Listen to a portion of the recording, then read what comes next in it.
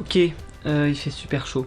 Bonjour, c'est le temps des vacances, il fait chaud, enfin ça dépend où vous êtes, mais là il fait chaud. Et du coup, on se retrouve pour le thème des vacances. Plus précisément, quand on est trans, comment planifier correctement ses vacances, bien s'organiser autour des trucs chiants de la transition.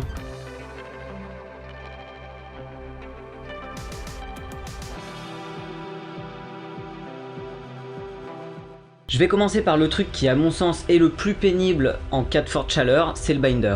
Parce que oui, le binder, ça colle fort à la peau et ça tient très chaud. Donc en hiver, autant on s'en fout un peu, en plus on est enfoui dans plein de vêtements, donc pour se cacher, parfois il y a des personnes qui n'ont même pas besoin de binder. Mais en été, si on est dans un endroit où il fait très chaud, vu qu'on n'est pas beaucoup couvert, forcément on est plus sujet à de la dysphorie, mais en plus on peut devoir porter un binder. Le conseil que je pourrais vous donner, c'est d'en avoir toujours deux, si possible. Comme ça, une fois qu'il y en a un qui est trempé de sueur, on peut le changer et laver l'autre pendant qu'on en porte encore un. Et évidemment, je peux que dire le porter le moins souvent, c'est ce qu'il y a de mieux, mais tout le monde le peut pas forcément. Et sinon, pour les personnes qui peuvent se passer de binder, porter des vêtements super amples. Comme ça, déjà, ça tient moins chaud et en plus, ça cache un peu plus facilement la poitrine. Je vous mets des liens dans la description concernant comment bien se binder. Et moi, je peux que vous conseiller, je suis pas du tout payé par eux, les binders Pas Mon Genre, qui est une marque qui a ouvert il y a pas longtemps, par des personnes trans, pour des personnes trans, qui fabriquent entre autres des binders, avec des motifs super fabuleux, et qui changent des binders tout simples, unis, qu'on peut acheter super cher sur d'autres sites. Ils ont l'avantage d'avoir un prix assez abordable, d'être en France, donc les frais de port sont moindres, et en plus, ils ont des motifs super cool, qui permettent de faire passer ça pour un simple débardeur joli, en dessous d'un vêtement plus ample, et du coup ça a moins le côté binder quoi. Si vous partez en avion, évitez de porter un packing pour prendre l'avion. Parce que dans les aéroports, ça arrive que les packings bip et que les personnes nous palpent et qui sentent le packer. Et du coup, c'est un moment super gênant où la personne se rend compte que tu portes un pénis en plastique entre tes jambes. Du coup, si on peut éviter cette situation, c'est mieux. Voilà, donc se passer d'un packer pour prendre l'avion, c'est bien. Il fait tellement chaud que j'éternue. En ce qui concerne les injections pendant les vacances, il suffit juste d'avoir un endroit propre où poser ses trucs et désinfecter. Je crois pas qu'il y ait de contre-indication quant au soleil, etc.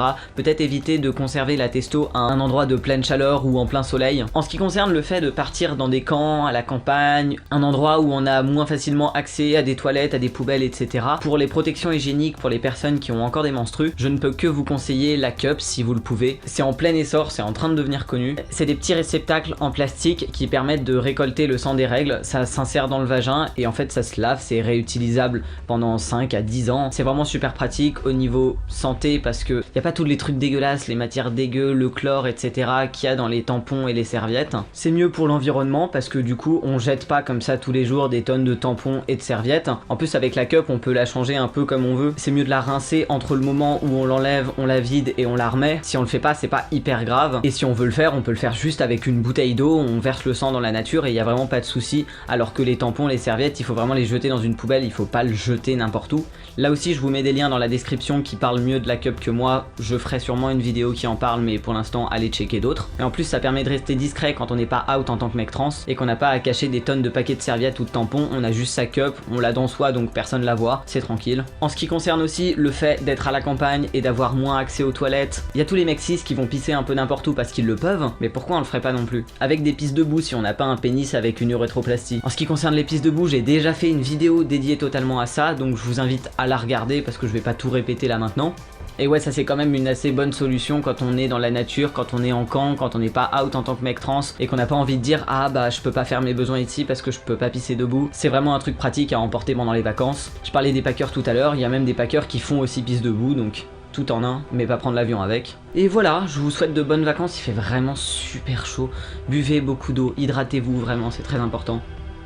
Portez-vous bien, passez de bonnes vacances si vous avez droit à des vacances, c'est une chance. Bon courage et à la prochaine.